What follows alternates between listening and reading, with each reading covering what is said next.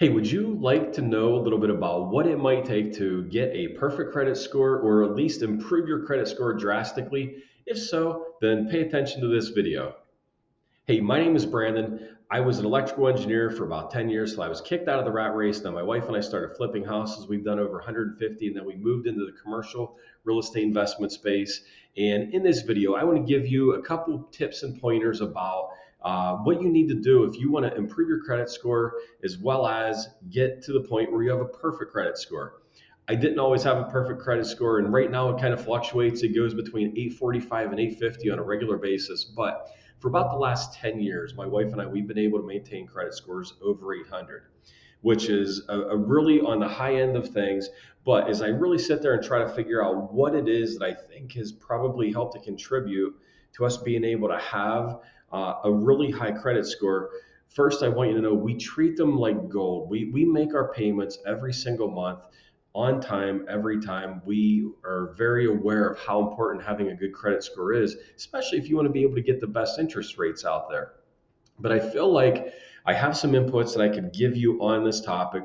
My son, my second oldest son, he is 20 years old right now, or actually he's going to be 20 here in another month. But he is in the process of trying to establish some credit. And he's going to school. We got him a credit card, and at first he had a pretty high balance. We talked to him about that. He ended up getting it paid down.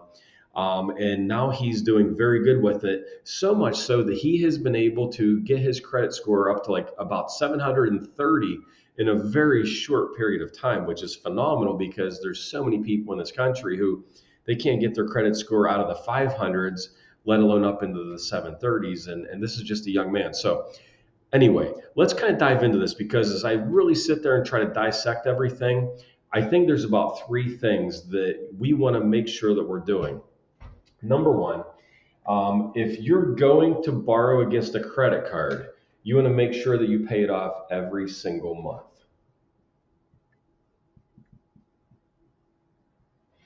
And I do recommend using a credit card is good as long as you use it for good and not evil.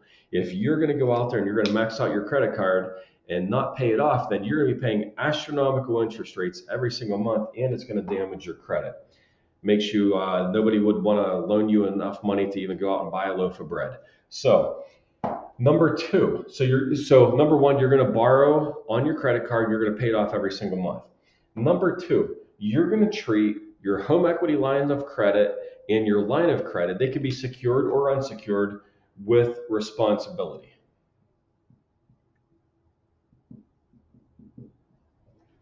What do I mean by that?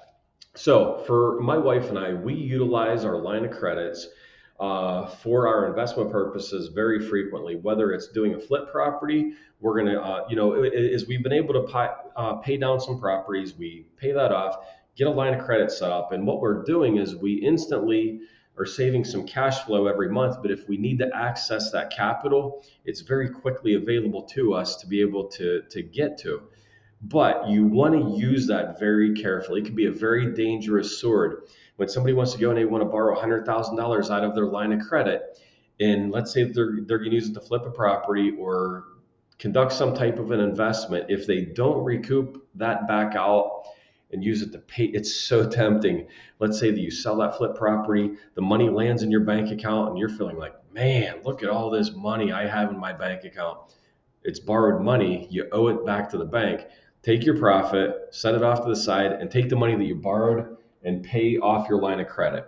We do that on a very regular basis where we're going to borrow off of our home equity line of credit, conduct a flip, sell the property, we pay it off, keep the profits, pull out the taxes. That's a whole separate conversation. But number one, borrow, pay off credit cards monthly. Number two, treat your home equity line of credits and line of credits very responsibly. And number three, your ability to borrow large amounts and pay back regularly. You want to make sure that you're going, for example, over the summer, my wife and I conducted a very large commercial renovation. We were utilizing our credit cards, and I'm talking some fairly large figures. We were running through our credit card statements in materials and renting equipment and carpet scrapers and all kinds of crazy lifts. We were renting so much rental equipment for all the contractors to utilize. We were generating some pretty large credit card bills each month, and we ended up paying those off each and every single month. So it's not only just using your credit card, but if you have opportunities to buy something that is expensive, as long as you have the funds and you're going to pay off that credit card, then go ahead and do it. Otherwise, don't do it. You don't want to experience any of that temptation if you don't have the funds to pay it off, whether it's from your company or whether it's from your regular work that you do and money that you had saved up.